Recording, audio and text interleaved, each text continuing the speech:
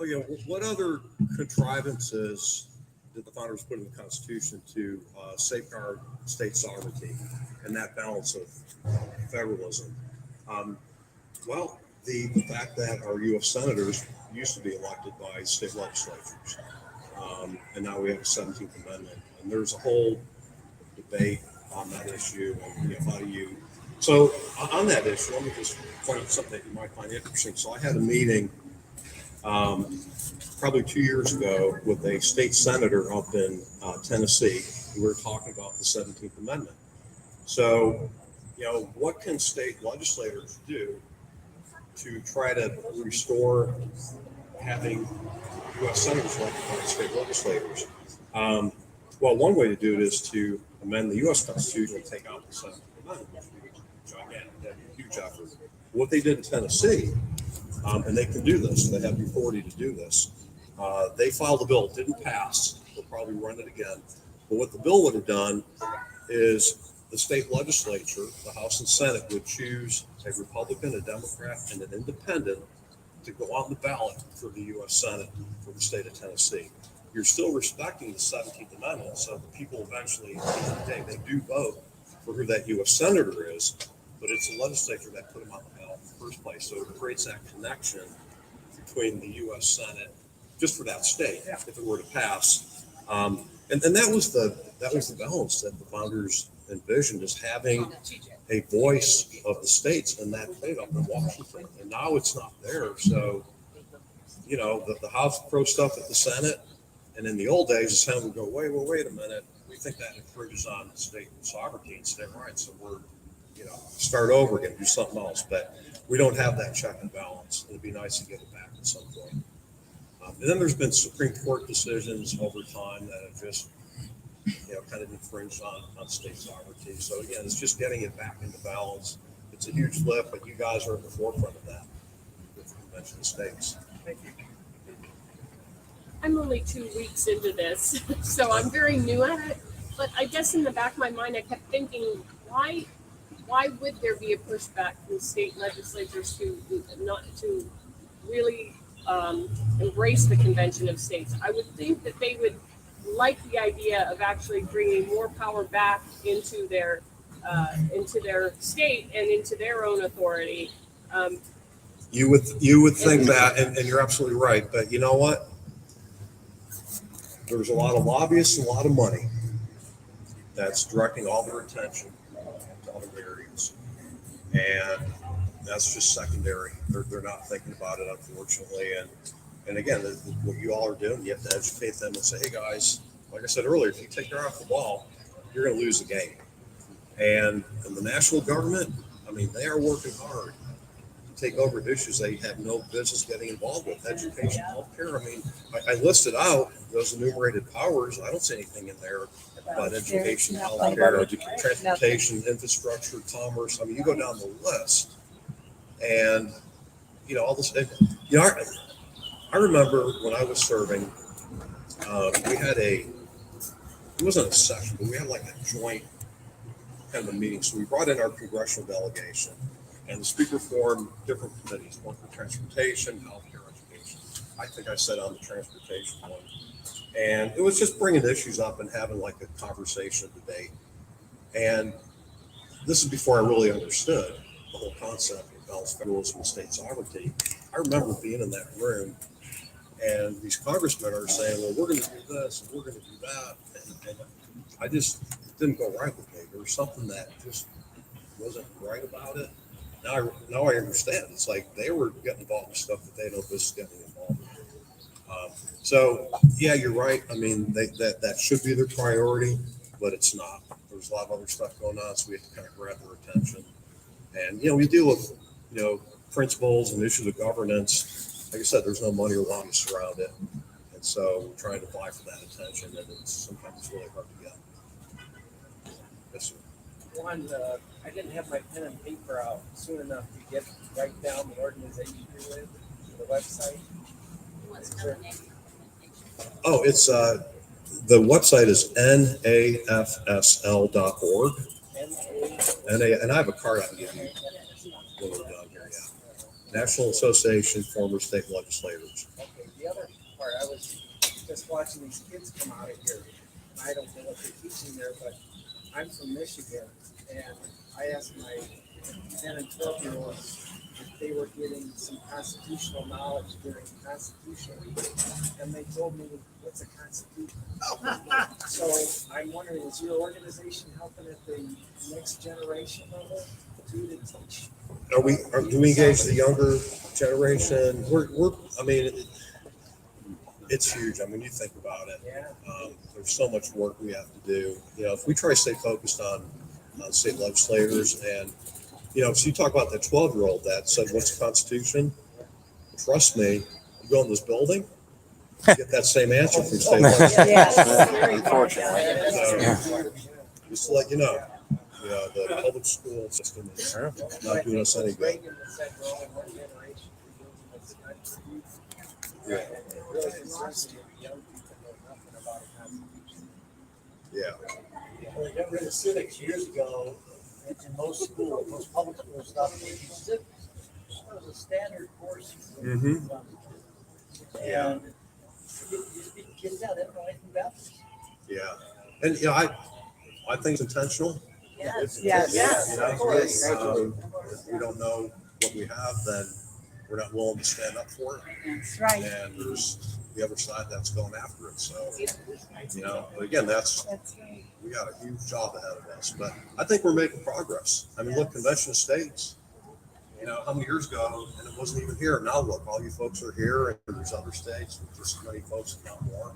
So yeah, there's a movement. We're on the rise. We just have to keep working hard.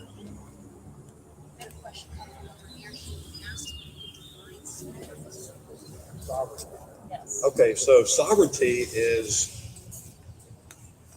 what you have the authority to make decisions on. So when I went through the enumerated powers delegated to the national government, everything else is left to the states. So the states are sovereign over those issues. They have the authority to make decisions on those issues, absent of the national government, you know, weighing in on it. So national government is sovereign on those issues that I listed out.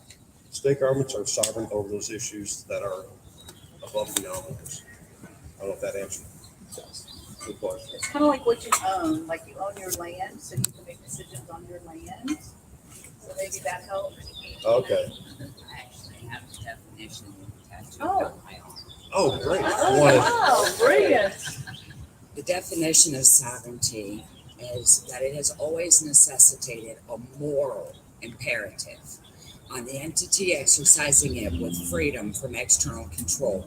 So if you do not have a moral responsibility, you do not get to control anything.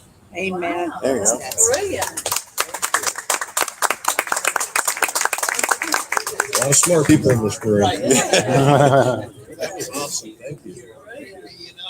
Maybe that's why they want to put it on and everything. Yeah, that's what. Wow,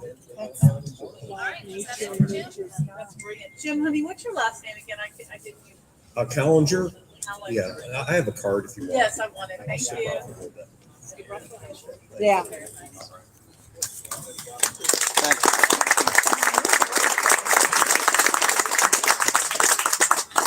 Our next speaker is our own Regional Director, Brenda Carlin. All right.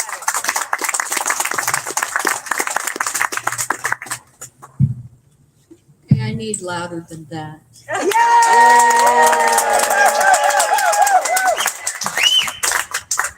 And I also like to be interactive. So, you know, when you're at church, one of the first things they ask you to do is to stand up and turn around and say hello to someone you don't know, right?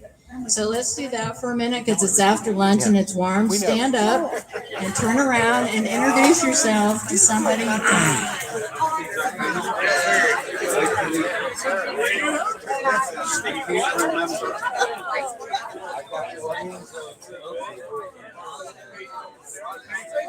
I'm Steve Zartuni. Hey, Jeff Reynolds. Nice to meet you. Well, we're live right now. They're on Facebook and YouTube and Twitter right now. Yep. Yeah. So. Bob, nice to meet you.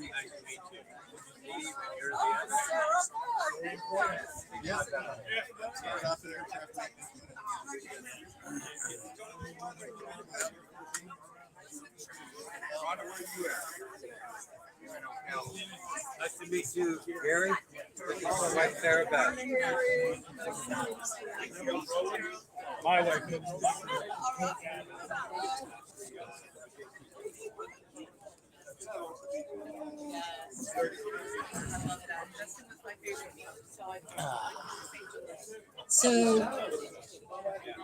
So when I'm done talking, there'll be a quiz, and you'll need to tell everybody just who you just met and what you know about them.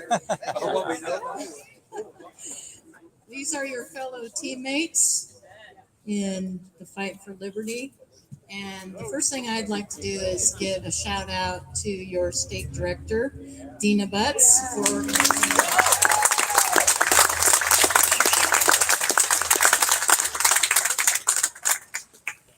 and then secondly or thirdly, I'd like to who are the regional captains that are here today? Just raise your hand. Okay. So I can put the regional captains on the spot for just a moment and ask them if they have any district captains here that they would like to introduce. You want to start with you, Rich? I have, out of my 9 districts, I have 4 other district captains. I'm district captain for 51. I have Mr. Kirk, Michael Kirk. Where we go back there. Over there. Michael Kirk, he's We have someone pointing this way and someone pointing this way. There are two Michael Kirks. Mike is over there. over here. We have Gary Poole, who's 56, and Michael Seiko. Seiko.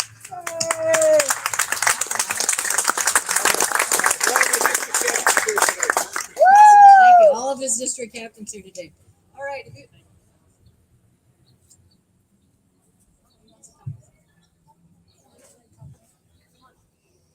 Okay, I'm going to be preempted, but it's for a good reason. Sorry, I missed one. Michael Sanderson. Oh, yes, Michael Sanderson. Yes, thank you so much for being. We'll get back to this. Hold Sorry on. about that, Michael. I didn't miss you.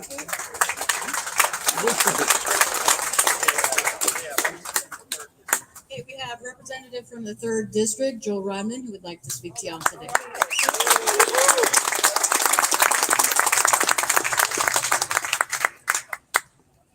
So I appreciate all y'all being here today, and I've been in contact with Bill Snyder a couple of times. I appreciate what y'all are doing. Back when I was running for office, back when I was just a family doctor back in the 3rd District, I attended many conventions and states meetings. So the Constitution's near and dear to me. I appreciate what y'all are trying to accomplish, and just know that there's a lot of us here in these halls that stand with you guys 100%.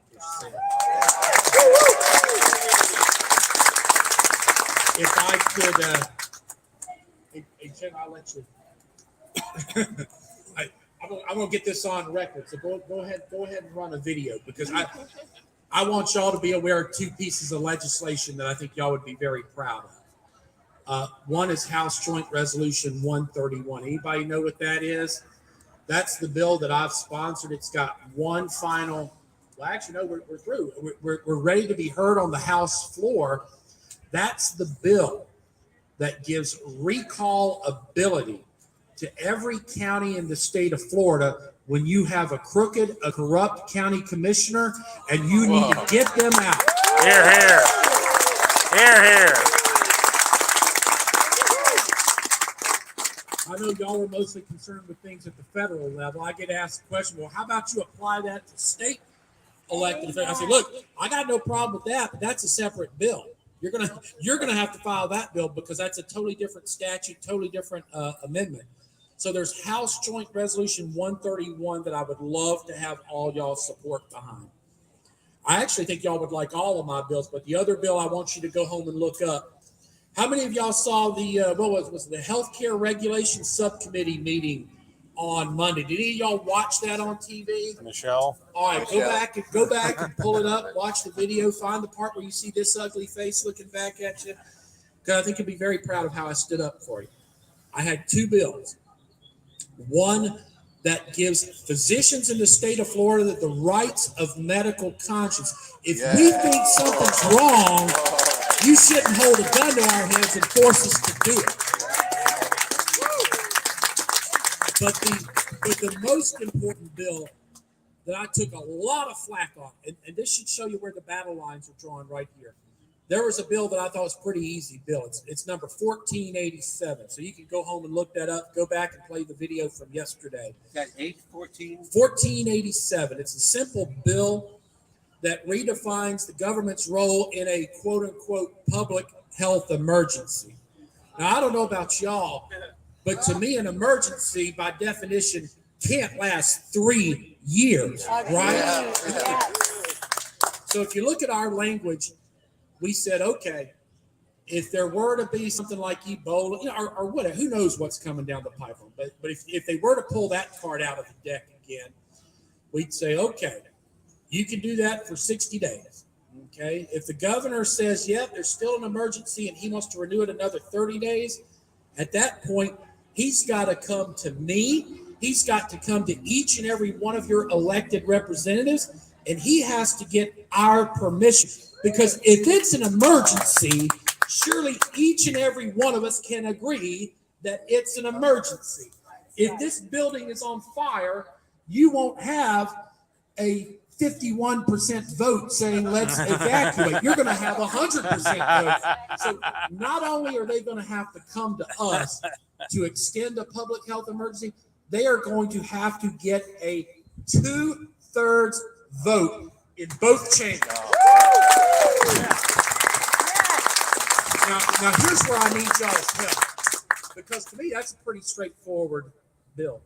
Oh, and the other thing that y'all might appreciate in that same bill, we also included a little sentence there at the beginning that said, in no way, shape, or form does treatment mean vaccination. Don't even go there. Don't even go there. So here's where I need y'all's help, because it's a pretty simple bill, right? Who wouldn't want to get your elected representatives involved if they ever think it's necessary to lock down a beach or a school or a city? We actually had people on the other side of the aisle. Okay, play the video. Listen to their excuses that they came up with as to why my bill was a bad idea.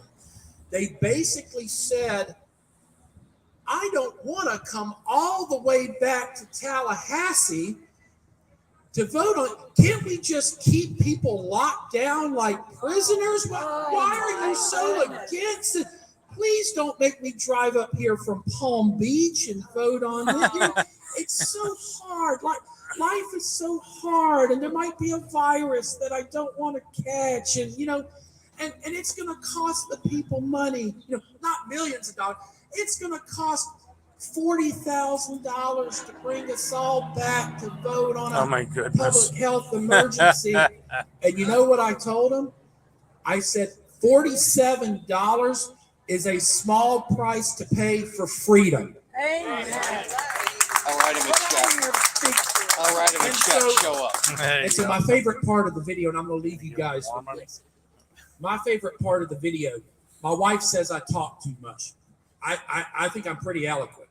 The favorite part, when you had 3, 4, 5 Democrats go on about, oh, you're going to subject us to COVID. Oh, and and we could come to Tallahassee and catch COVID while we're voting. And we're going to go home and spread it to our community. What you're doing is so dangerous, and it's so risky, and you're putting us all at risk to get us to vote. Just leave everybody locked down. Why are you getting involved? It's so dangerous what you're. I said, you know what danger is? I said, let me tell you what danger is.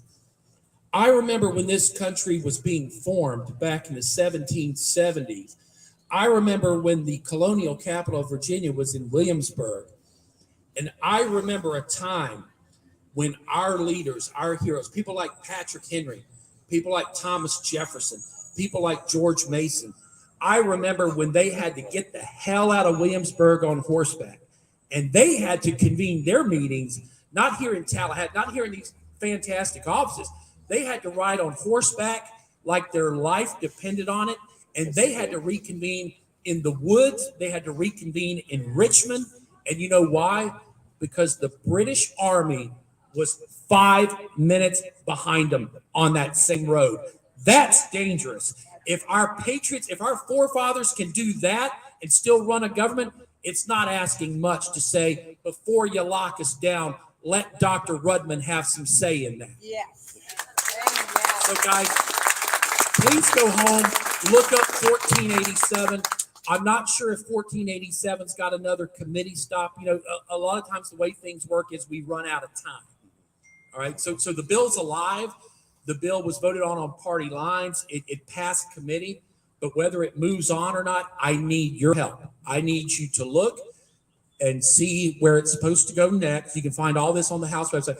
I need you to email. I need you to call these elected officials and say 1487 is necessary. We don't ever want one person. We don't want a Gretchen Whitmer. We don't want a Gavin Newsom. We don't want a Cuomo to ever lock down your home, your school, your church, or your business without getting the consent of the people. Amen. So notify the elected representatives. Let them know that you don't want 1487 to die. You want it to go to the next committee like it should. And let's see if we can't move this forward and bring even more freedom back to the state of Florida.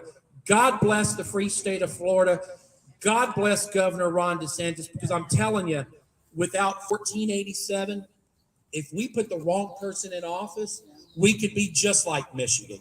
We could be just like the statutes are the same as the statutes in those states. So God bless Ron DeSantis for not abusing his authority, but we have to protect ourselves. We have to change those statutes so that we don't ever get a Gretchen Whitmer or a Gavin Newsom. Listen, thank you very much. I appreciate it.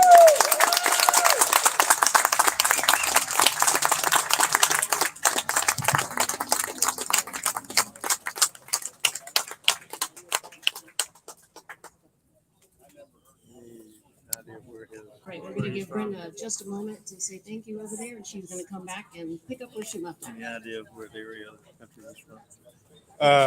House District 3, which is somewhere in the northern part of the state. I think it's Panhandle somewhere. Yes, go. No worries. No worries. Brenda, what's Representative Rodman. Rodman? Rudman. Rudman. Rodman. House District 3. Okay, that was exciting, wasn't it? A lot more exciting than what I had to say, that's for sure. Okay, so we were going around introducing regional captains, we're introducing any district captains that they had with them, and I think, John. Yep, so I have two. Steve Zarconi in House District 11. Awesome. Scott Saunders in House District 12. Thank you so much for being here. Let's see who's next. Someone hiding? Okay. I have Brian Garrett and his wife came as a volunteer. He's a district captain for 25 and 26. And we got a couple of hopefuls here. Wayne Weger is in Apopka. He's trying to feel it out a little bit to see if we can get him going. He's really good. And we got one for 27, which covers a lot of material and a lot of miles. It's Rhonda Brenninger. So I'm really glad that they all came. And of course we have our super blogger. Where is she? Wendy? Wendy. Yay, Wendy.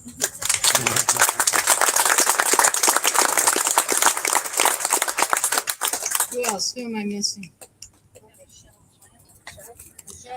Michelle?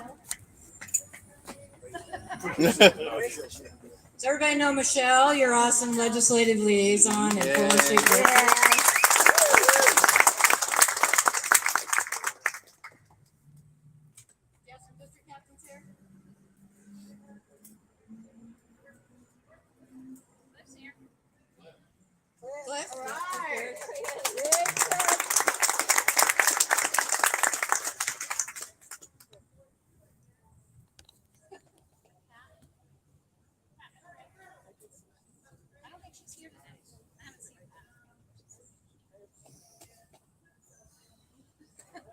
Is Lynette?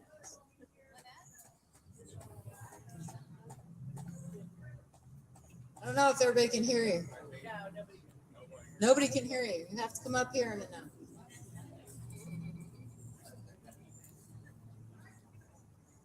Yeah. Yep.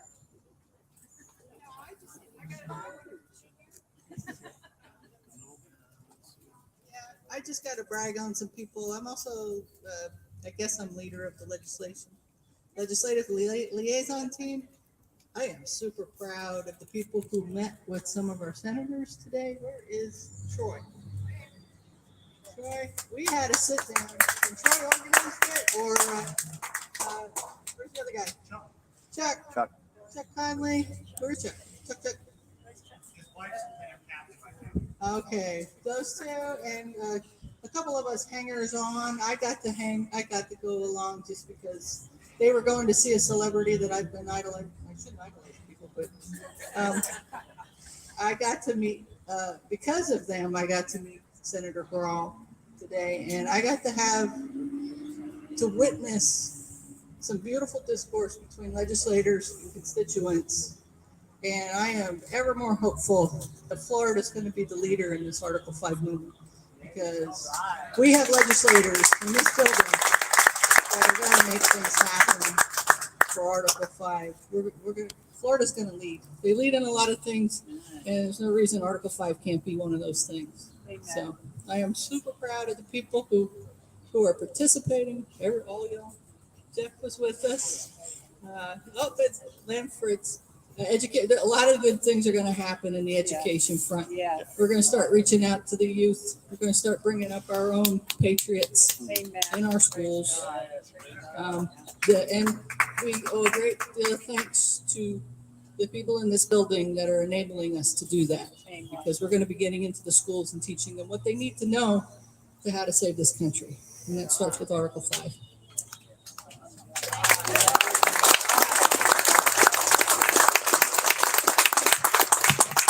Lynette, do you have some district captains? Well, we know you have one.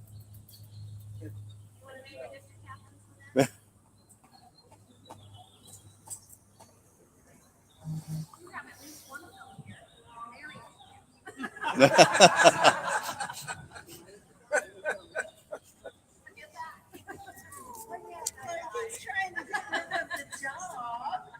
That's okay. It's okay for a district captain to look for a district captain to replace him. Anybody interested in lives in District 5? No.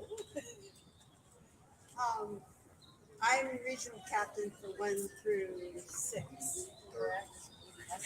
Yes, you are. Yes. I think I was 1 through 10. And one of my district captains was supposed to be here today, but something happened the last minute, so she couldn't come.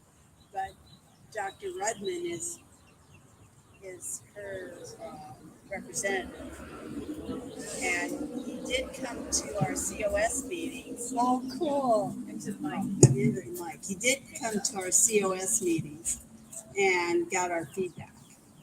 The other people that were running also did, but it means something to have meetings and having legislators actually show up to get feedback. So I know it works. That was pretty evident, because the feeling in the group was clot shots are bad, and they have hurt a lot of people, and we should have medical freedom. There's no doubt in my mind about that. So that's how we got Dr. Rudman.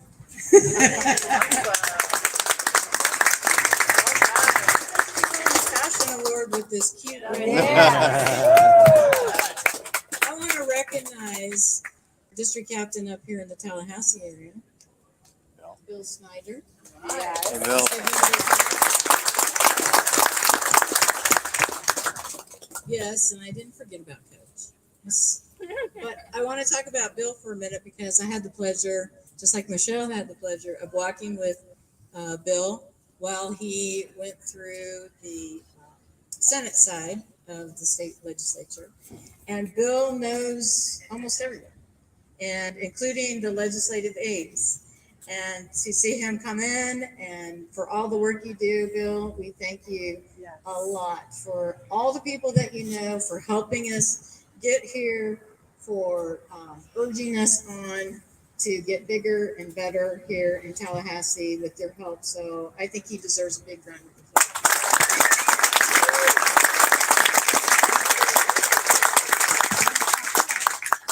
Coach, you're up next. Who do you have here? I have the superstar Kathleen Beck.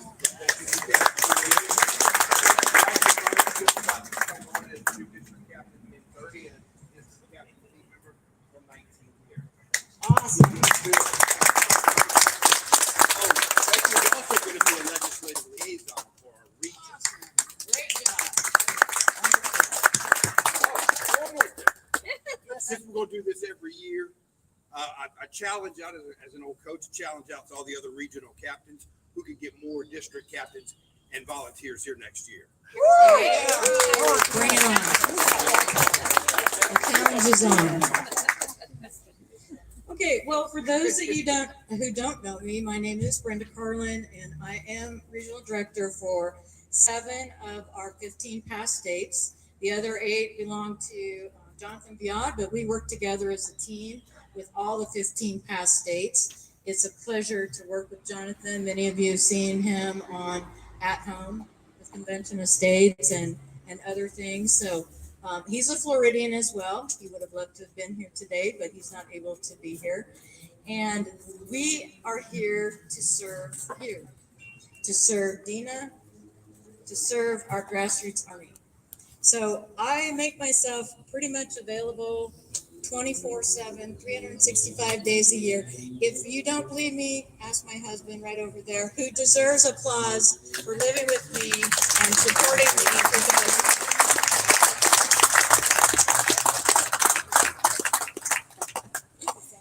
And, you know, it's easy to kind of get down. Raise your hand if you've had servant leadership. Wonderful. If you haven't had servant leadership, I encourage you to go to our Leaders Roundup and to see when that will fit in your schedule to take that course. It will be life-changing for you, and it will help you in times where you're like, man, I've had, 3 meetings and only 2 people have shown up. Maybe nobody has shown up, or, you're kind of in a down mood, and it will help you to pick yourself up. And I have a sign in my closet that says, put your big girl panties on. And even if those panties get bigger, still put them on. And stand up and show up and be present and continue to be engaged, because if we don't save this country, who will? Who will? I am so grateful for the veterans. We did the walk this morning. I'm grateful for the veterans that have served. I did not serve in the military. My brothers did not serve. No, my father and my grandfather did serve, as many in my generation experienced. We were blessed. So we cannot let the heritage of our veterans, the work that our veterans have done, we can't let that go to waste. And also for the many veterans, and Michael Sanderson, you're the Veterans Coalition Director back there for Florida. Let's give him a big hand, because he's doing a great job.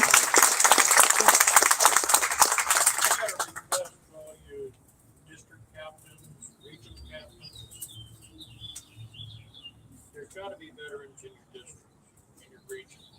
Talk to states. He's asking for putting it out there and saying, there's got to be veterans in your districts. Reach out and talk to them. And also, we want to make sure that although we have, a separate meeting for veterans, and we have a separate, like a leader for veterans, we're all on the same team, and veterans, all of us are included, in the meetings that Dina holds and the events that we do. They're integral to the strength and foundation of the team. So thank you so much for leading that. Every district should try to get veteran coalition director in your district. They Yeah. can help you a lot. Getting veterans in, veterans can be very easy. Absolutely. So he's encouraging y'all to find someone, a veteran, who will be a Veterans Coalition team member in your district and who will reach out and seek other veterans to be in the district. That would be awesome. Okay, so servant leadership. We are here, the national team is here to serve you, and I do mean serve you. And so if there's anything that you need, if it's help with a meeting, help with resources, help with whatever, and we care about you, I think you can see that, you should be able to see that in motion in us. If you don't see it in us, please hold us accountable for that, because it should be self-evident. And I want to also give a shout out to somebody who you all know and love and who assists me greatly and our other past states regional directors. And that is Joyce Berry, your former state grassroots coordinator and our associate regional director. She's truly a ray of joy, and we're so happy that she's on the national team. I'm very happy that she's on the national team. She's been a huge help to me. The other thing I want to do is just share with you a little bit about my story. My story is that I'm originally from Portland, Oregon. Oh no. And you escaped. I used to say I'm from Portland, Oregon, and people would go, "That is such beautiful country. I would just love to get out there." Now, when I say I'm from Portland, Oregon, they go, all right. It's a sad state of affairs, just like many of our cities, right? That the bigger cities are taking a lead and overwhelming a lot of the folks who are just trying to live their lives, right? And make it seem like they're totally crazy. In this case, I've been to Portland. We go there regularly, and it is crazy. So I can't give any kind of excuse for that. But moved to Kansas, married a Kansas boy. We've been married 30 years this June, and came from the state of Florida. I used to be your former state grassroots coordinator. I was asked by former state director Michelle LaFlame. So if you don't care for my cup of tea, she's responsible for me. Okay. From there, actually, I started in the follow-up tool, if you can believe that. And I loved doing it. And I was basically asking people when I said, hello, thank you for signing the petition. Would you like to join our team? And I was referring people out, to district captains and what have you. So that's where I started. And we've had changes of state directors, and I've been the interim state director. I've never said I was the state director. I've always been interim until we had another state director. And then I was asked to join the national team as a regional director. And I absolutely love working with the teams and saying that I'm from the free state of Florida. And I want to share with you because I also am regional director for the small state of North Dakota. Has anyone ever been to North Dakota before? A few of you have, right? Very good. So does anyone know what happened in North Dakota this year? I told all of you. No. Say that louder. A rescission either. What do we have to do as a past state? What's one of our primary things as a past state, in addition to growing our grassroots, that we need to be on the lookout for? Keep our legislators educated and on board. Educated and on board our legislators. Why? So they don't try and rescind it? So they don't try to rescind it, right? So we're looking for rescission efforts, just like she was saying. Well, North Dakota, pretty well, their legislator propose a rescission effort at least once every session. They have a session every other year, fortunately. And this last session, they tried to do a rescission effort. Fortunately, our grassroots teams and our connections from prior regional directors like Dave Schneider and Jonathan Viad and Mark Meckler, who came in as he always does. This year, our team was able to push that back successfully. But we know by the vote that it will come back again. And so we can't be on our laurels. How But close was the vote? how close was the vote? 13.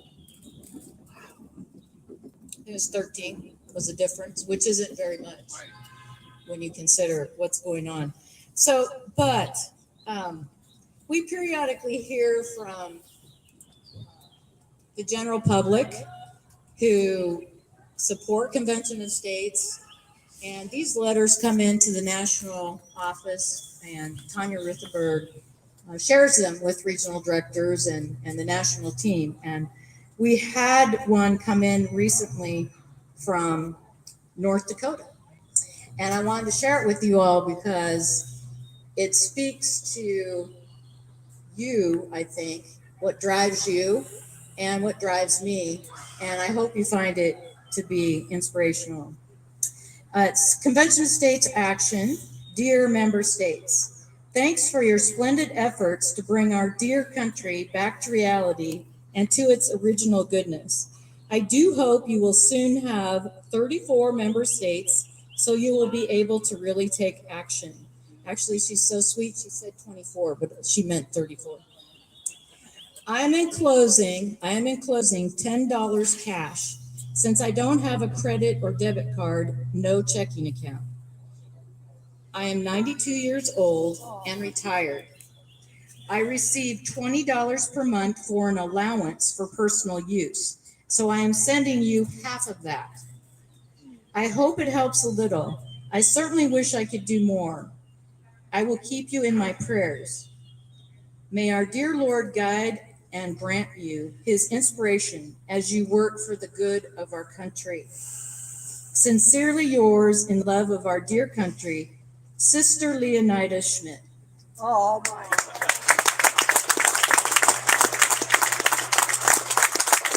So I thank you, each and every one of you, for what you do. Keep on keeping on.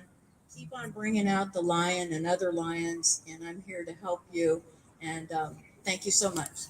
Before you go, Yes. can you speak to passages that have gone through certain states that have sunset clauses on them, and what that means? And Yeah. So the question was about sunset clauses, and what does that mean? Yeah. That means that when our resolution was passed, the legislature, when they passed it, they put in a provision that after a certain period of time, it would sunset. It would no longer be in effect. It would go away. And so, does anyone want to tell me which state is fighting right now? Texas. Texas, exactly. That's why I brought it up. Yes. So I'm just wondering how many other states have that. Actually, I think we have Texas, in the past state is the only one, and Nebraska may have it. Other than that, that's all. Okay. Mhm. And we fought back. Yes, go ahead. I thought there were 19 states on the board. That's correct. So you're saying 15 yes states, or is that? That means we're the first 15.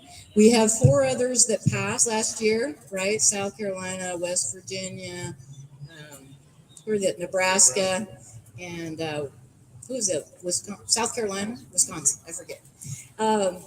And they each have 3 regional directors. So there's a regional director that has some non-pass states, and they're working with those, and they also have like 1 pass state. So we work the first 15 pass states.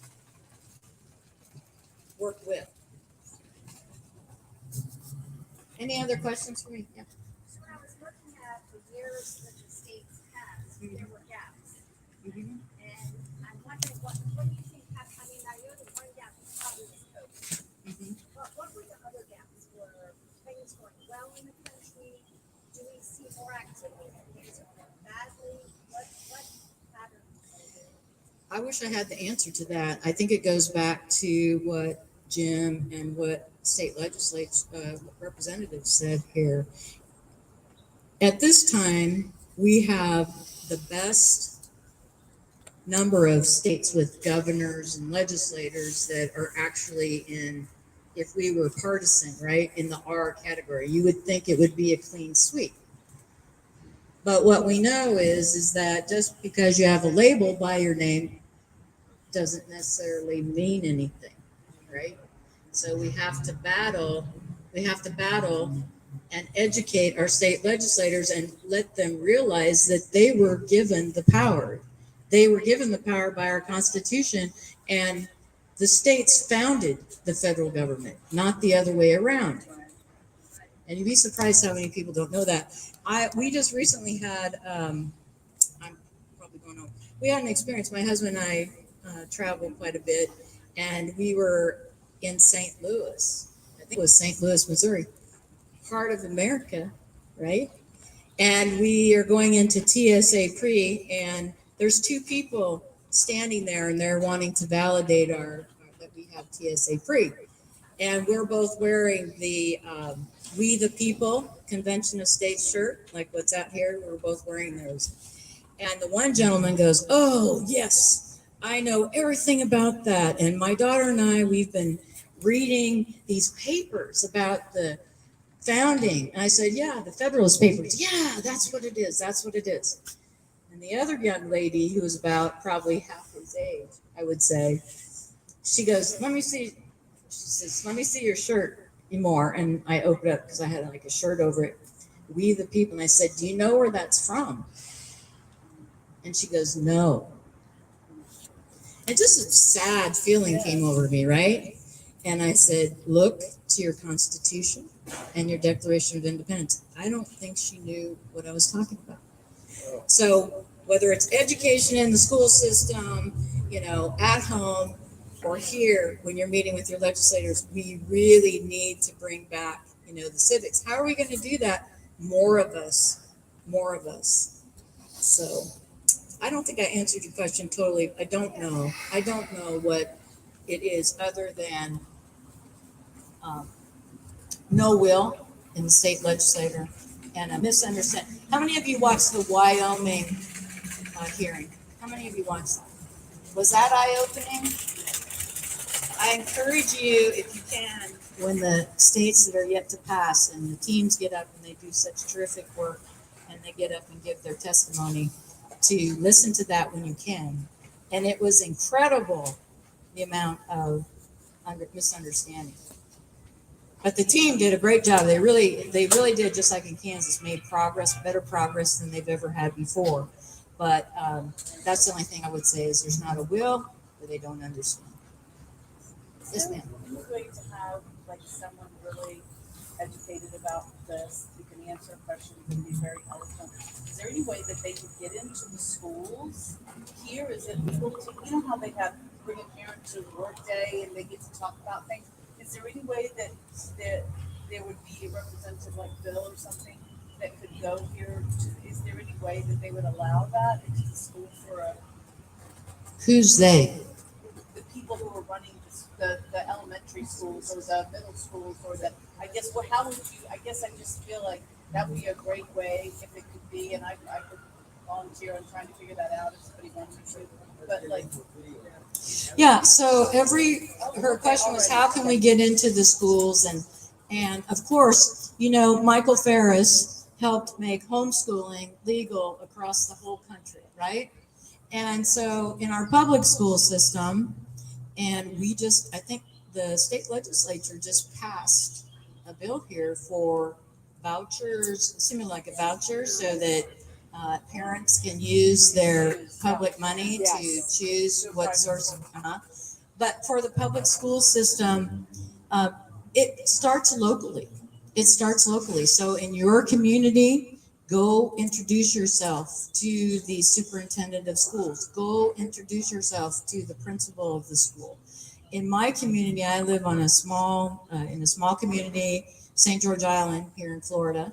And we have one stoplight and one K through 12 and one charter school. So I go over to the public school system and I bring them pocket constitutions for Constitution Week, which is when? September 17th.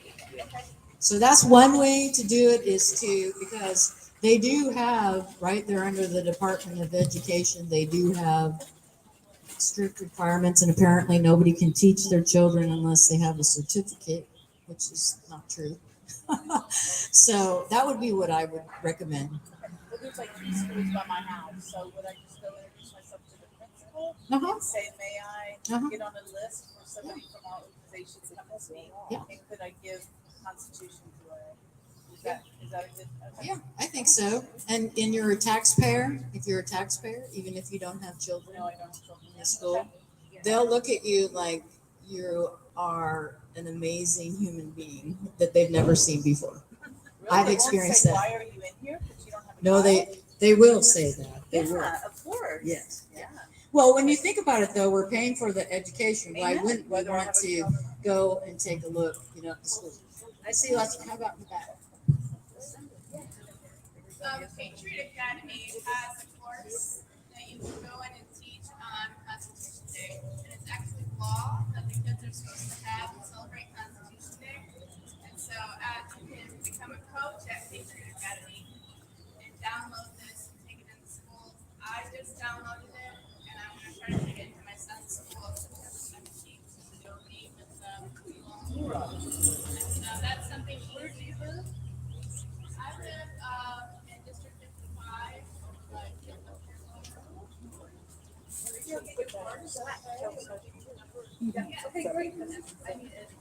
So what they're talking about is Patriot Academy. How many of you are Constitution Live or biblical coaches? That is amazing. So we have a really good, we have a really good close relationship with Patriot Academy. Get hooked up with those courses. You can do them online or in person, and that's another avenue too. Any other questions for me? It's not a question, but I don't know if anybody's aware, but in the Florida's resolution that they passed back in 2014 to call for a convention of state, so it goes to the point of everybody making a big deal about a runaway convention, that they have a memorial clause built into it, that if anyone that goes there, that goes outside the parameters, will render that passage null and void as if it was never written. And I didn't know that until one of the constituents in my district called me back about a email I sent out about meetings I'm going to be holding, and he was excited about it. He goes, I even teach the Constitution at the local college. And he told me about it, that they have this memorial clause, because he brought up about the runaway convention, the big thing about the runaway convention. So Florida put that in there to answer that question. So, Well, that'd be interesting. I'd go take a look and look at that. But here you bring up a good point. For all of the bills, even as the gentleman was talking about bills and they sound like, yes, that's what I want. I encourage you all to take the time to actually read the bill.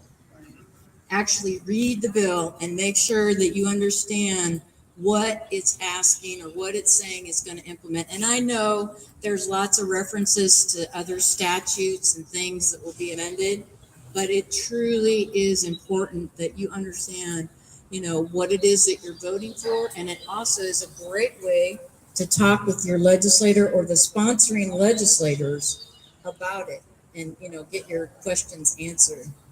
I personally would like to see, I would like to see a state legislator come here with the goal of looking at all of the laws that they've put on the books over the years, all of everything that's in there, and just introduce a bill that takes a few out.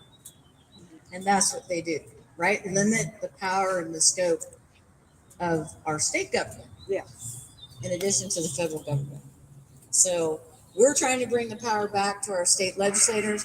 You guys, the grassroots army, is the reason and the strength behind this. Don't let anyone say otherwise. We are 5 million strong and plus. In Florida, you have close to 190,000 supporters. We're reaching a milestone here, and it should be a big celebration. And you should celebrate. When did we pass the resolution here? What's the date? April 14, 2014. Say it loud. April 14, 2014. April 14, 2014. Number 3. Okay. Thank you very much. I'm very happy to work with y'all.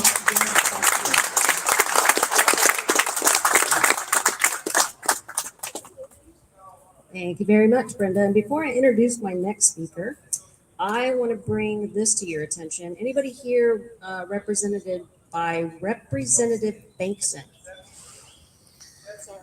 Hello, Dina. This is Representative Bankson. I just wanted to let you know that my aide has my signed copy of the petition. And if you are still here at the Capitol, if not, we can send it in. Thank you for all you're doing to sustain our great nation in the cause of liberty. I told them I could swing by and pick it up on my way out. Then I will let you swing by and pick it up on your way out. All right, our next speaker is Bill Snyder. Come on up, Bill. Bill is district captain of this district and pretty much the legislative liaison for almost the whole state. Thank you, Dana. Bill Snyder, I live right here in Tallahassee, and I know my way around the Capitol now, but there was a time that I never wanted to set foot in that building over there. It was just like off limits and just a whole nother world most of my life. And I think a lot of people are like that. I was just, didn't want to get involved, shall we say. I'll tell you my story and jump around quite a bit, but the way I got involved was listening to Wall Builders radio on the radio every day. Does anybody not know about the Wall Builders radio podcast? Okay, well, let me talk about that for just a minute. This is how I got involved in citizenship. Wall Builders has a 27-minute radio podcast Monday through Friday. And I think it is great. And I used to listen to it on our local Christian radio station here in Tallahassee, Florida, called Faith Radio. And it airs at noon, Monday through Friday. But then I started to learned about modern technology, and I found out I can have the podcast sent to my phone. And then I can listen to it whenever I want. And I do that. It shows up about 9 o'clock in the morning, and there it is. Because most of the time I can't get to a radio and sit there and listen between 12 and 12:30. So I listen to it by podcasts sent to my phone. It's a great program, and Wall Builders comes from a verse in Nehemiah, which is a book in the Old Testament in the Bible that talks about a nation whose walls were rubble. And back a long, long time ago, if you didn't have a protective wall around your nation, it was very vulnerable and not safe. And that was the situation. And this guy named Nehemiah received permission to go back and rebuild the wall of his nation. And the Wall Builders name comes from that verse in Nehemiah that says, come. It says, you see the distress we're in. Come, let us rebuild the wall. It was an impossible task.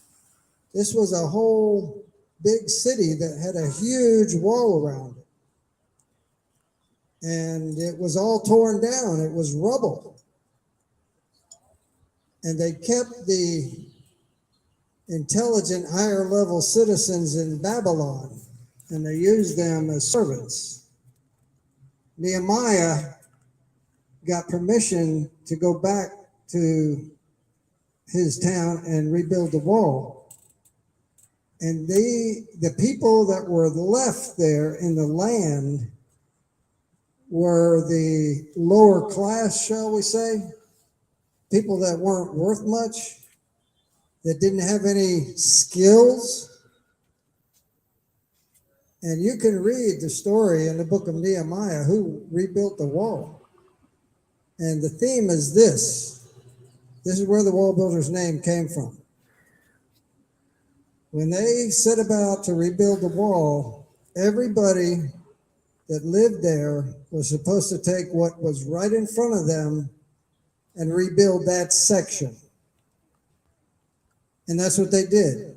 People that were not qualified to do this type of work, everybody pitched in, and in 52 days, they got it done. It's an amazing story. That lesson is where the name Wall Builders came from. Wall Builders was started over 30 years ago by David Barton, who's in Texas, and he has a private library which has over 100,000 original documents from the founding era. So that's where the name Wall Builders comes from. So the challenge is to each of us. We don't need to go up to Washington, D.C. and address Congress. Probably wouldn't do any good. But we can look at our school board and we can find ways to improve it, and we can recruit candidates and we can get them elected. And we did that here in Leon County. This is Leon County, state capital, Florida State University. It's very, shall we say, non-conservative. We have 5 members on the school board, and we got a lady on the school board who is outstanding, and it was a fight, but she's there. She's only one, but she's there in this county. So the message is, in the name Wall Builders, is each one of us needs to look at what's right in front of us. Our school board, our county commission, what's going on in our community, what's going on in our local library, and participate in citizenship. So that's a challenge. That's where the name Wall Builders comes from. There's a lot of other programs that come out of the Wall Builders program. They've produced a video series called Constitution Alive. It's 12 lessons. It was filmed in Independence Hall in Philadelphia, where both the Declaration of Independence and the Constitution were debated and adopted. Anybody been to Independence Hall? I went up there a few years ago and saw some amazing things and saw some disturbing things. They also have a program that I think was created a year or maybe 2 years ago called Biblical Citizenship in Modern America. And the way I got involved was listening to Wall Builders. What can we do? What do we need to do if we're going to save this constitutional republic? Because at the present time, we're under tyranny, and everybody should be recognizing that day by day.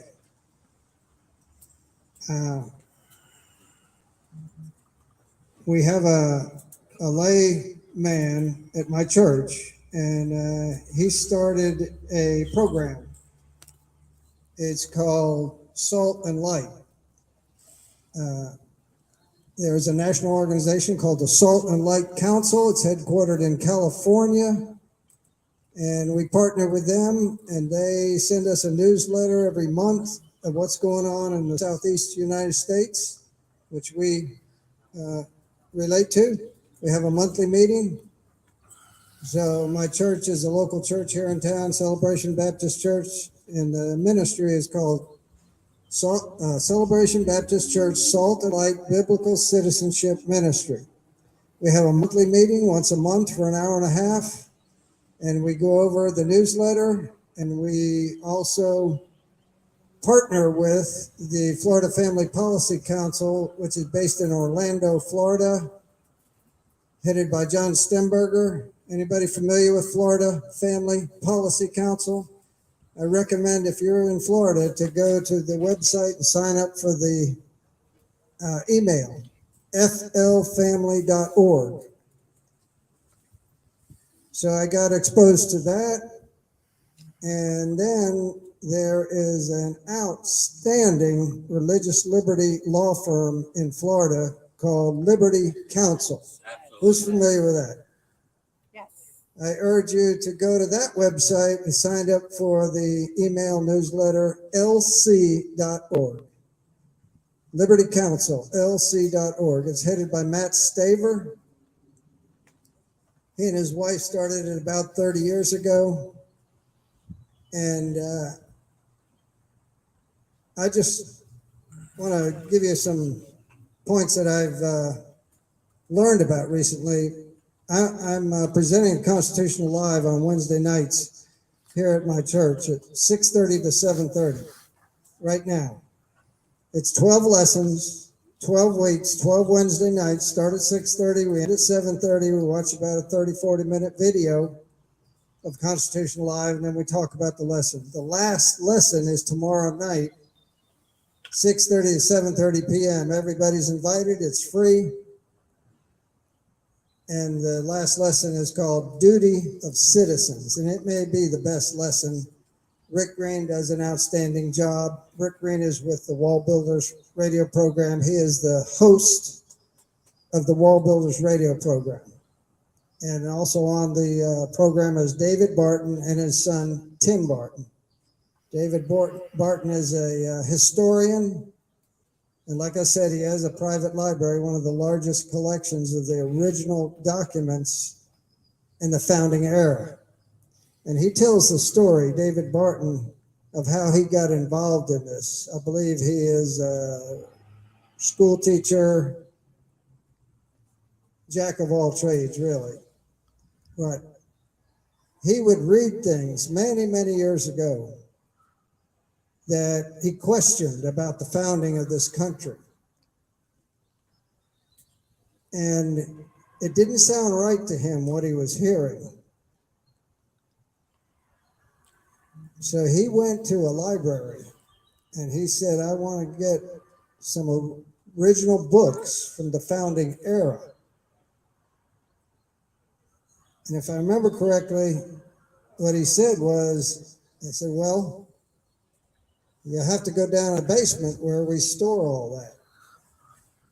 And he went down in the basement, and there were these boxes of books that had been sealed up for a long, long time. And he opened the boxes and pulled out the books and started reading.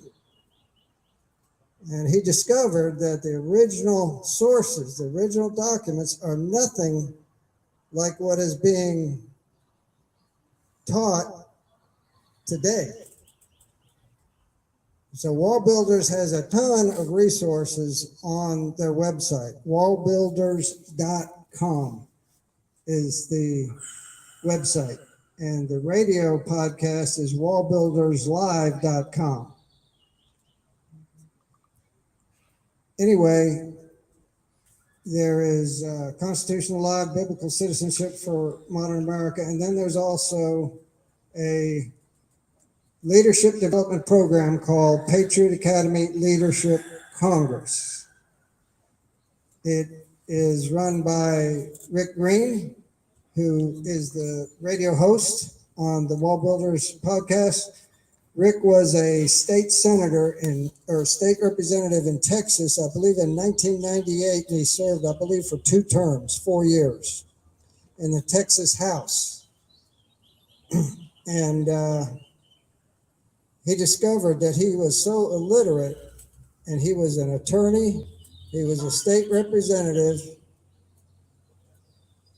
and he felt he was illiterate because he came across a survey that asked people on the street to name the 5 freedoms in the First Amendment. And he's an attorney, he's a state representative, and he couldn't name them. And he was disgusted at himself, as I was also when I got into all this, because I don't remember ever being taught civics ever, or anything about the way our government operates. Maybe I was, but I don't remember, and never had an interest in it until recent times. Anyway, Rick started Patriot Academy Leadership Congress, and I volunteer for it. When they started it in Texas, about 15, maybe 20 years ago. It's a week long in the Texas Capitol, and it's for ages 16 to 25, and it's a week long there. Then they got requests to come and do it around the country, so they started regional Patriot Academies for 2.5 days. I heard on the radio they were coming here in 2016 for the first time to the Southeast, and the location was going to be the Florida Capitol. And I live right here.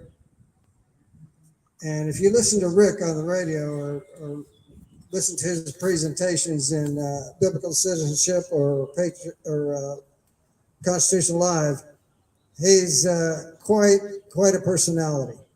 Anyway, I told my buddy, I said, this sounds so good. It sounds really too good to believe. I don't know if it's as good as he makes it sound. So I said, I think what I'm going to do is I'm going to call him up and volunteer and go there and see with my own eyes. So I called up Nathan Macias, the executive director of Patriot Academy Leadership Congress. And I said, I hear you coming to Tallahassee, the capital. I'd like to volunteer. This sounds like a good program. So I did. I volunteered. I was with them for 2.5 days. The students spend 2 nights at the Doubletree Hotel, which is 2 blocks that way. And for 2.5 days and nights, they are nonstop, very challenging. This is very high level. It's not for the faint of heart. But if you know a young person age 16 to 25 that's up to the task, that wants to do this, please encourage them to go to the website, patriotacademy.com, check it out, get registered, and attend for 2.5 days. What is fantastic about this program is the older students that have been through it twice, 3 times, 4 times, or even more, mentor the younger students. And it works great. I've seen it. Anyway, I told my buddy, this sounds too good to be true. What I'm hearing on the radio, they're coming here to the Southeast. I'm going to volunteer and see it with my own eyes. It exceeded my highest expectations. 2016, 17, 18, 19, we had it here in this building. All the meals are in here. We take over, we have committee rooms, we have conference rooms. We're on the House floor holding floor session every afternoon.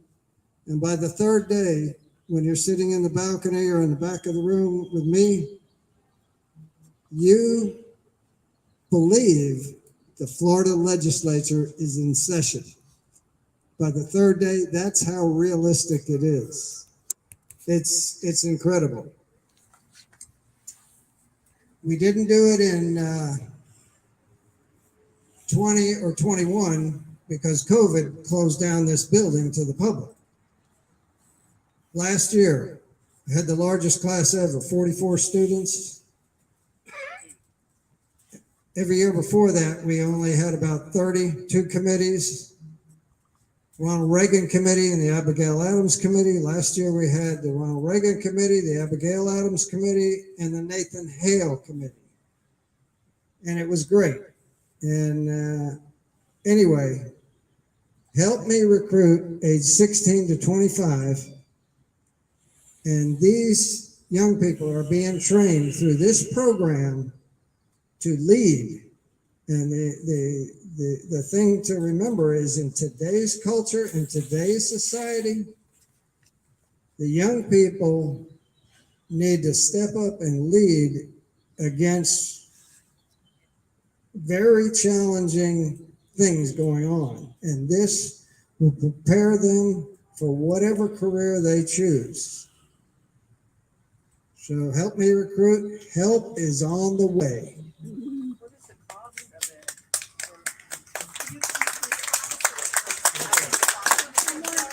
All the information is on the website, patriotacademy.com/leadership congress.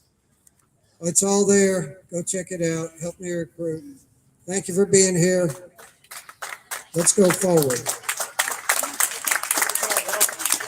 Thank you very much, Bill. And a lot of talk about education. So I just want to put it out there that we are in the process of forming a COS education coalition. Now, the other states have started this too. There's nothing official at a national level. For all we know, eventually they'll come up with an official title and the whole thing will take over, like national might redirect everybody.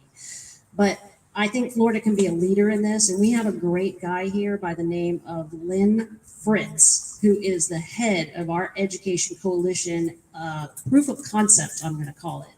And we are working in at least 2 districts where we're starting to take Patriot Academy education and utilize it to move forward because we already have that partnership available to us.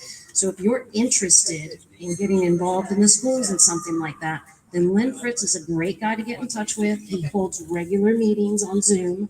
And so you can get in touch with that. They're going to start building a toolbox, kind of like I've built the Florida pages. It's a toolbox for all of our volunteers. They're going to start building a toolbox of tools, links and education and printouts that are available for everybody to meet the specific things that are available to us already here in the state of Florida, where we could go into the schools and teach about civics. So it's a great thing. I'm actually your next speaker, and I've been kind of, thank you. I've been kind of talking off the cuff to you all day, so I'm really a much better writer in my own opinion. So I wrote my speech, and I will give it from there. So first off, yes, thank you everyone for being here today. I am Dina Butts, your state director, Convention of States, Florida. My own story, I signed the Convention of States Action petition back in 2018, but I didn't step up to volunteer. I knew we were already a past state, and I'm not a volunteer. I just don't volunteer. So I started in 2021, early 2021, because of the 2020 election. It upset me so much that I felt I need to do something rather than just expatriate. And so yes. So I became a social media warrior, which if any of you heard about that, all we really do is share our links all over the internet. And I was already doing that anyway. So this gave me an ability to actually do it as a volunteer. But Nancy Suits was my state communication coordinator at the time. And she decided that because I was so techie that she was going to groom me to be the state communication coordinator. And she didn't really tell me that. She just started doing it. So before I knew, Nancy Suits was going, I'm walking away, I'm going to be a regional captain, and you get to be the state communication coordinator now. And I was the state communication coordinator for maybe 6 months before the first person approached me asking if I would please step up to be state director, to which I offered a resounding no.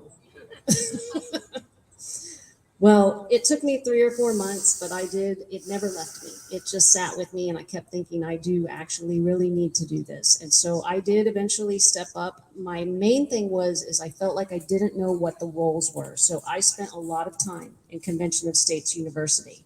And I recommend everybody spend a lot of time in COS University to understand the various roles that are available. We are a whole team and we all work together. And a lot of times I've got people coming up to me as state director going, I got this great idea, when I'm really not the right person to approach. They should be approaching our education coalition director, or they should be approaching our legislative liaisons or our media liaisons and giving them like these ideas and letting them brew and come to fruition before they approach me with it. So I definitely encourage everyone to do that. Now, I did accept the challenge with a bit of a laugh, recognizing I was climbing deeper and deeper into a commitment I had not anticipated, but feeling drawn nonetheless, I did it, became the state director. And the state communication team had grown so much that I had faith that we were going to be able to keep that going without too much effort from me. And I am proud to say that they really have stepped up. So they are an amazing team. If you need our communication team, we even have a form that you could put in a request for them. So many of you supporters and perhaps some of our new volunteers have only recently started learning that we are a servant leadership organization. Now, what that means is that I am not your boss, I am your servant. I am here to serve everybody here in the state of Florida. I take that very seriously. For me, admittedly, I love this because I've always loved being of service to people, and I've always frowned upon the concept of hierarchy. So I want you standing beside me, not in front of me or behind me, unless we just got each other's backs. But I'll admit there is still one way that this role feels higher than the other roles, and that way is perspective. From this role, I feel like I'm on a sky rise, observing all of COS Florida's activists and supporters meeting the mission day after day, and I have the perspective of how that compares to other past states as well. And I am so proud of you guys, you can't even imagine. From that perspective, I see the fight that you are in, and it is a fight, no doubt about it. Every day, we are witnessing more and more attacks on our freedoms. It's easy to get caught up in the despair and to begin to feel hopeless, and I am not beyond that. I'm as human as the next, but there is someone in my life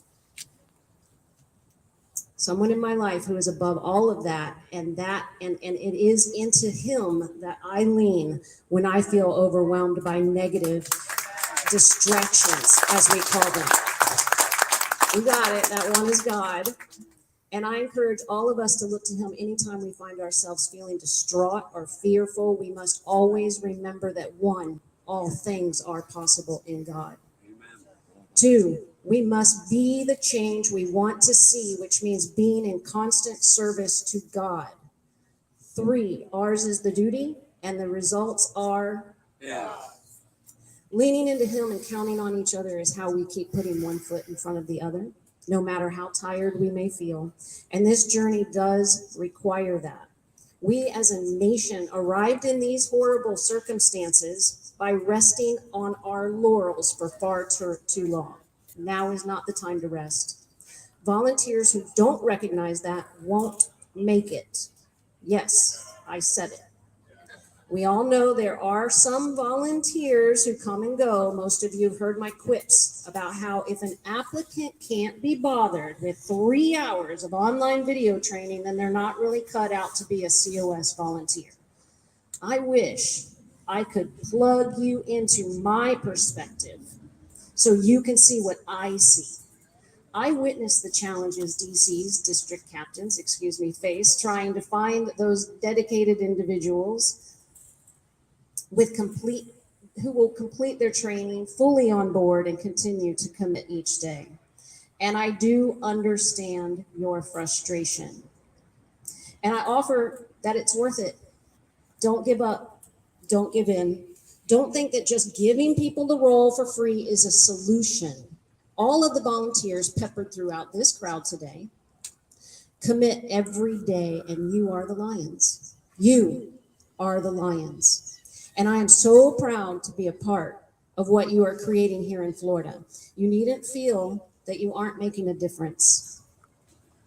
I know sometimes your expectations of a district army are beyond what is currently showing up, but you are making a difference every day. The growth I personally have witnessed has not been on numbers.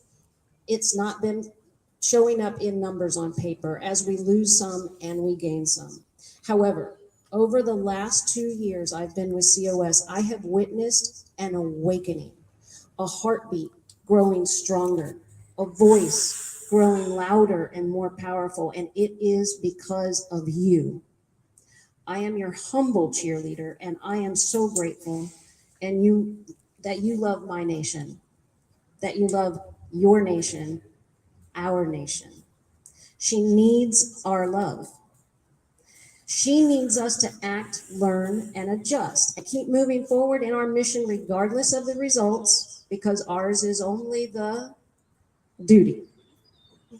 In the process of that duty, serving God in our mission to save our nation with the greatest and the largest engaged army of self-governing grassroots activists this nation has ever seen. We have faced,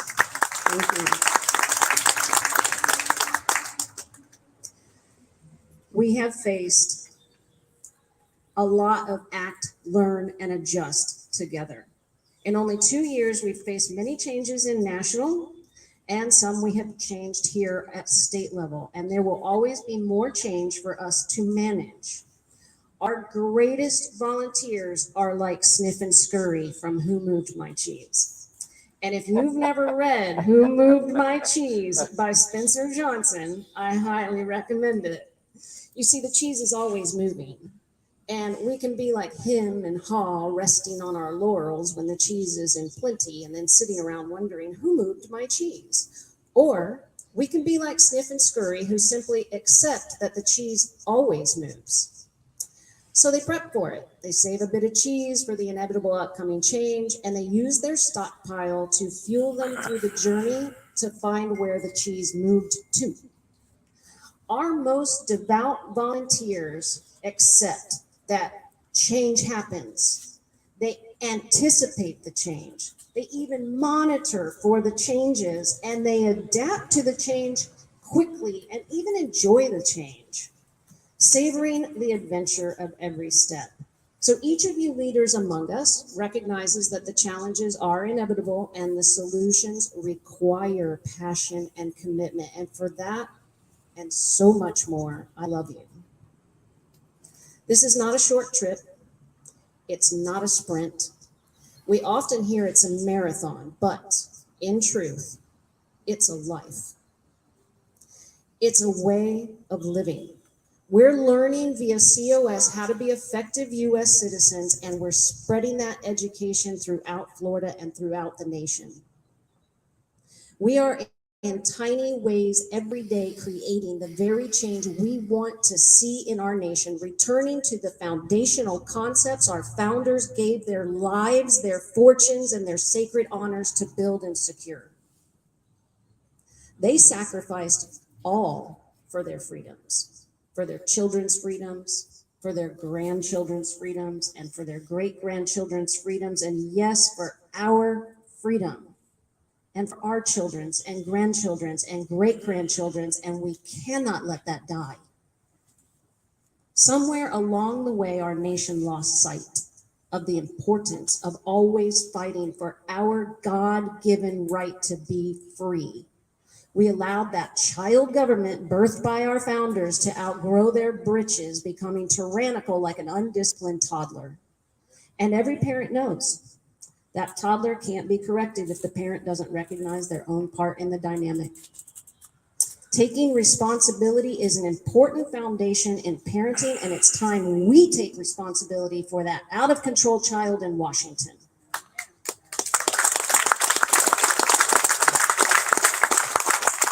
So we admit to being part of the problem in the past. I've heard many of you admit it. I admit it. I've heard Mark Meckler admit it. We were on cruise control, spoiled, resting on our laurels, actually resting on the laurels of our founders, apathetic and assuming our nation was safe from tyranny. But while we did help create the mess we are in today, God has gifted us with forgiveness to address our wrongdoings, and we need only admit our wrongdoings to rise up again. The act of responsibility is the seed of change which brought each of us here together to become part of the solution. We recognize the behavior of our federal government that has become unfathomably horrible, and we want it to change. Furthermore, we committed to take action to create the change. I joined you here in Convention of States because I wanted to change Washington.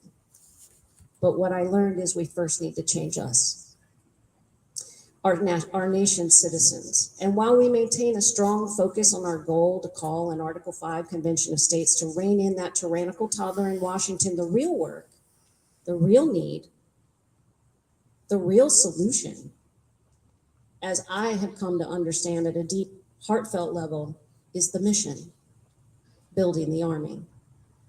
Teaching citizens how to become engaged, self-governing citizens will create more lasting, positive change in our nation than anything else we will or can do. So thank you for teaching me. Thank you for showing me my responsibility for the state of our nation. And thank you for standing shoulder to shoulder with me in the battle for our God-given rights. my undying gratitude and love for my husband, Bob Mari.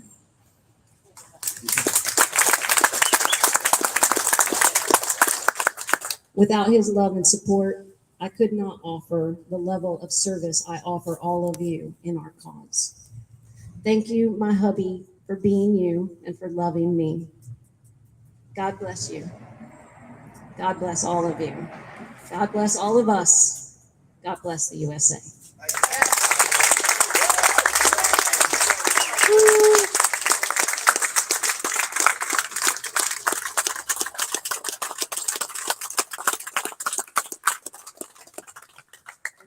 Now I have one last speaker to introduce, and he's going to give us his wonderful speech, and then he's going to actually pray us out for the afternoon. And once he has prayed us out for the afternoon, the table will still be here. I'm sure some breaking down might happen, but otherwise the table is here. If anybody here hasn't signed the petition yet, you are welcome to do so. And if there's any information that you would like to gather over there, you are welcome to do that as well. So without further ado, I do introduce to you Troy Darling.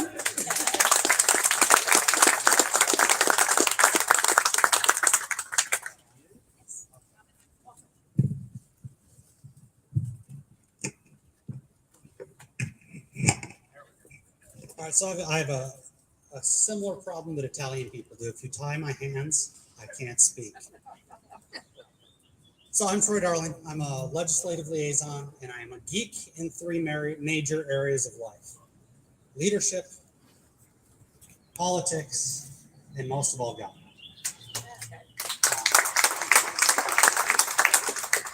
I'm a pastor. I'm a husband. I'm a father. I'm a whole bunch of things.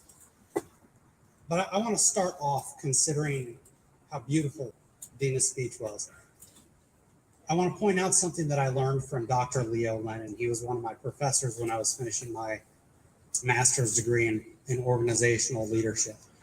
Emphasis being in organizational change management. And he said, I don't know if he's the original, so if I'm quoting somebody who's quoting somebody else, you'll just have to accept that.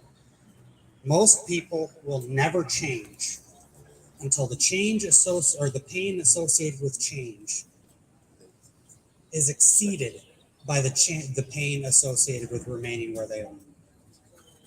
We've rested on the laurels of our founding fathers. We've rested on the laurels of the greatest generation, who named themselves that, by the way, which is a whole different discussion. We've been complacent. We've been lazy. We've been a great many things.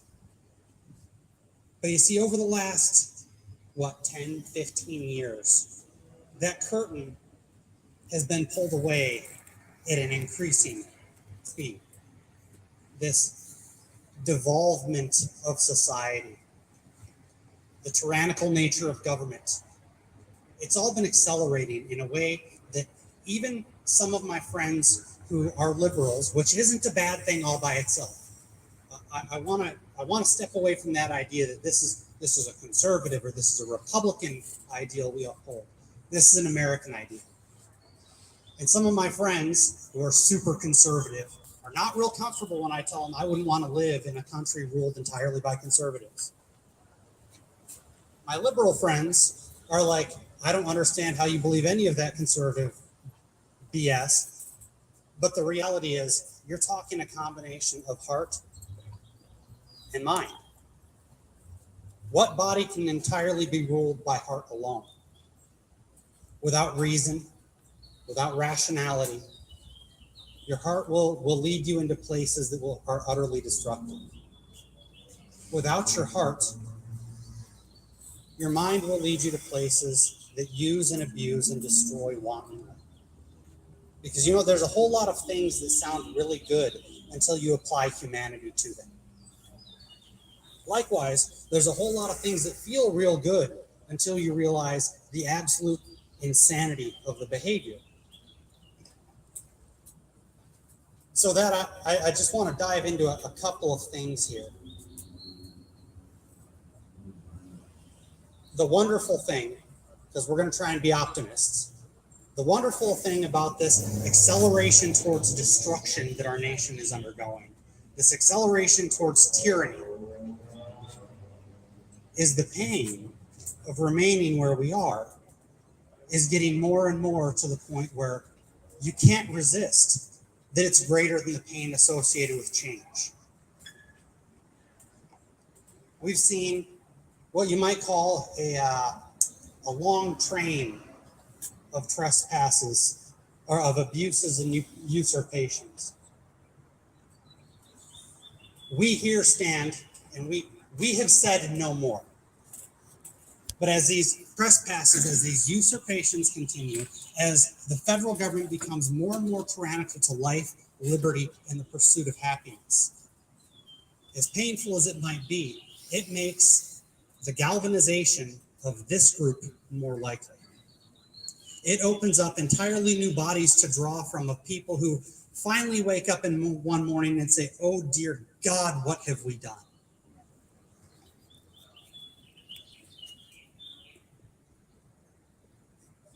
They, and some amongst us, might have a reactionary response to what our government is doing. That's inappropriate. I see certain things on TV and I'm like, burn it down. No. I step back and I use more than just my heart, I use my head. Again, that balance that we need in our nation. And I look to the past. And I find that through divine providence and that through the wisdom of men and women who engaged in armed revolt against their country, who survived the miseries that we cannot yet begin to understand. Through that divine providence and experience, we were given Article 5 of the U.S. Constitution. It's our right to alter our government. Not by force of arms, not by subterfuge,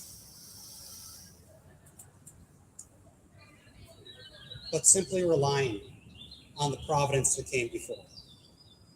That's all we want. We're not burning down cities. We have no desire to burn down cities. We're not attacking people in public. We have no desire. And as a matter of fact, we find those things reprehensible. We value our traditions. We value our country. And we value our Constitution. A document which many of us, if not all, believe to be providentially and divinely inspired.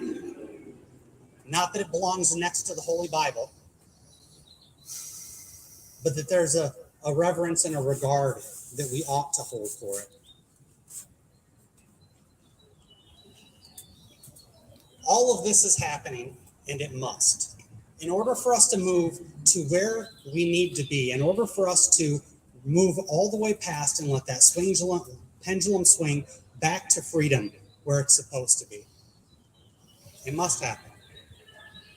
It's happening in our lives, in our lifetimes. That kind of sucks. Wouldn't it have been great to have been born in another age, perhaps after this had all been done?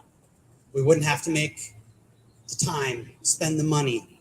We wouldn't have to engage in all of this. But the reality is, we are in a critical role in the history of our country. And when I look around, I'm not just in a critical moment in history, I'm in a critical location. Because I can look around the 50 state legislatures and I can say, you know what? I can't think of a single place I'd rather be than Florida. Look at our legislature. The things they've been able to accomplish over the last 4 years. Look at our governor. Both he and the legislature have fought demon and destruction and brought that kicking and screaming into the light of day so that it can be purified. So that we would be able to beat back some of the intolerances that our society has posed on its people.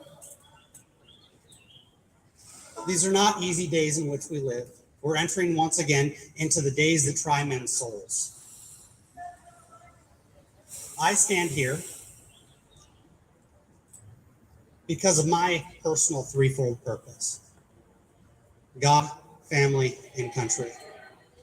A lot of people will reverse those last two. And it might seem like I have by virtue of the sheer amount of time that I spend towards Convention of States ends. I spend time and I spend significant resources to be here with you, to support the call for a convention. I don't do that at the expense of my family. I do that because of my family. Who here hasn't looked around over the last 10, 15, 20 years and said, what the heck is going on in my country? Who has questioned, what are we leaving to my kids, my grandkids, and my great-grandkids? We're looking at the first generation that earnestly and probably rightly believes that they will not be better off than their parents.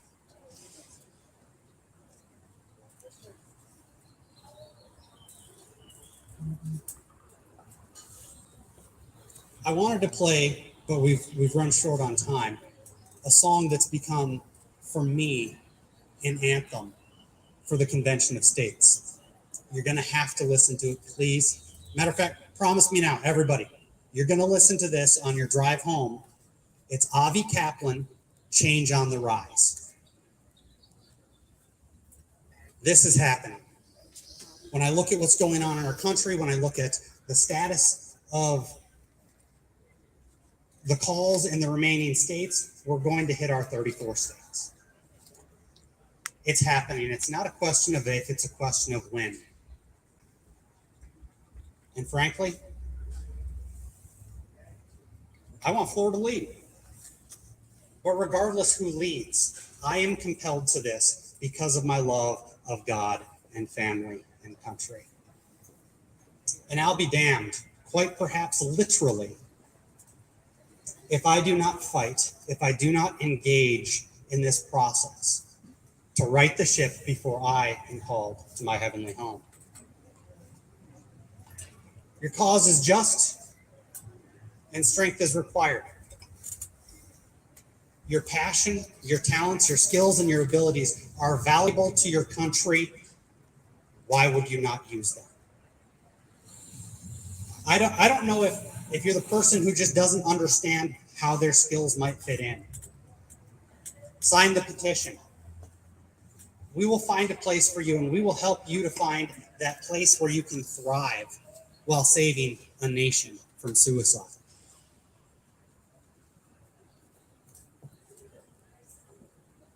All right, I'm cutting a little bit out, otherwise I'm going to go way long. I want to leave you with just a couple of short things. First, I want to offer my pledge. In the enduring words that ended the announcement of the birth of a nation, in pursuit of liberty, and with a firm reliance on protection of divine providence, we mutually pledge to each other our lives, our fortunes, and our sacred honor. Note that the cause towards which that is aimed is liberty. Not toward Convention of States, not towards a state government, not towards a federal government, not towards Donald Trump or DeSantis or anybody else, but it is the cause of freedom. Now, you only have to find out what that means to you and to live it out. If you aren't sure, sign the pledge and a district captain will contact you. But the last thing I want to leave you with is 2 Chronicles 7:14. And this, I believe, is the most important part of what we as individuals can do. You and your life, not your neighbor, not your kids, not your friends. This is for you. 2 Chronicles 7:14. If my people, who are called by my name, will humble themselves and pray, and seek my face, and turn from their wicked ways, then I will hear them from heaven. I will forgive their sin, and I will heal their land. God bless you. God bless the United States. And did you want to close this in prayer?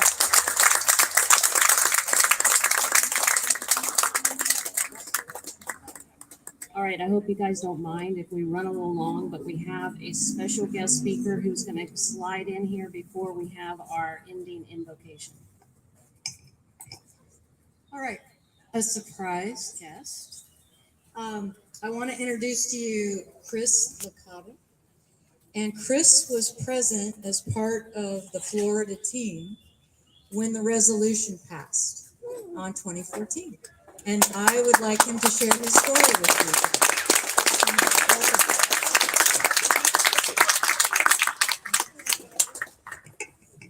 Well, this was unexpected. 9 years ago, I was a much younger man, and I was very active with convention states, and it was a great time. We happened to be the year we passed the resolution. Really got me started on the process of loving the civic engagement process. So it's been 9 years. This is where kind of I started as just a citizen engaging in the process, and now I work in that building over there as a staff to one of our very conservative representatives. So your work does matter. Your engagement does make a difference, and I'm just happy to see the organization still here 9 years later and still pushing strong and doing great things. So I thank you guys. One of the quotes I used to say a lot of the time back in 2014 when I was meeting with legislators is that there's a difference between a citizen and a civilian. And at the time, I was a member of the Navy, but I would use this in my kind of spiel to the legislator, is that the difference between a citizen and a civilian is that a citizen takes the liberty of the body politic as his personal responsibility. A civilian does not. It's just that simple. So what I see before me is a group of citizens who are engaging in the process, and I thank you.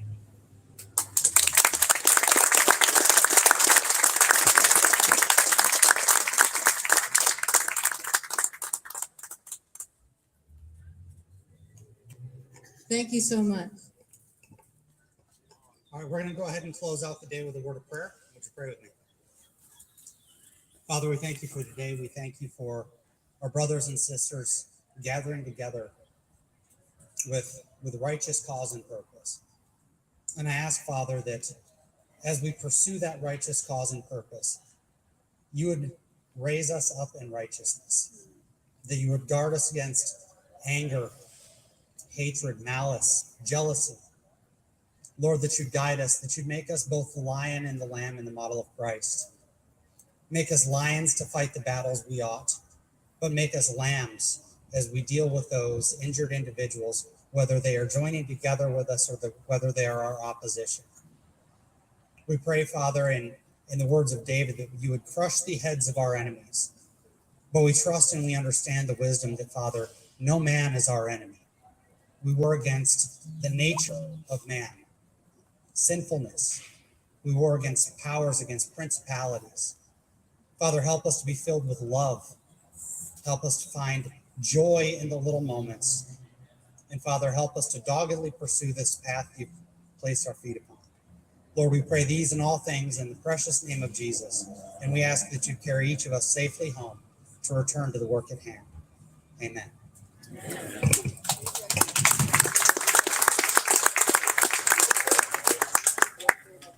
All right, that's our day. We are wrapped. Thank you, everyone, for coming.